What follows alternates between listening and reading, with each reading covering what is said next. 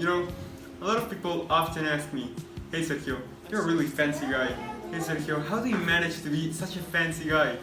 And well, I don't have like a big secret. I was just born with it.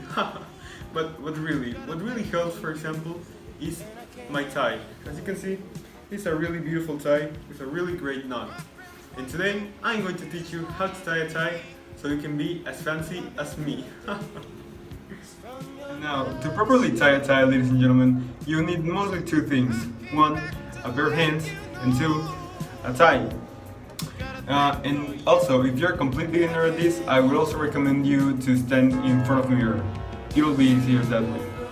Now, I won't deny that there are various body types and various body lengths all over the world, but in my experience, the best length for the tie is here, right above the forearm. But Sergio, why should it be above the forearm? Well, this is because in common etiquette, the tie, the long side of the tie, should be right above or where the belt buckle is. That's the usual length that a tie should be. Make sure your collar is up, as this will make the tying of the tie easier. You'll later see why. Take the little side of the tie and put it right under the big side of the tie. Then you should grab the big side, pass it under the little side, and have it like this. Bear in mind that during all this process you should have one hand holding the knot. Now we want to replicate that, but on the other way. And how do we do that? Well, we pass the big end of the tie over instead of under. So we do it like this, and then we grab the big end, we insert it under the opening and get it out over the opening. Just like so. And now, this is the hard part. You see, the tie still doesn't have shape. And we will do that by inserting the big end into this little tiny opening that just formed in the front. Now, this is the hardest part, but practice makes perfect. You need to put the little side of the tie into this opening.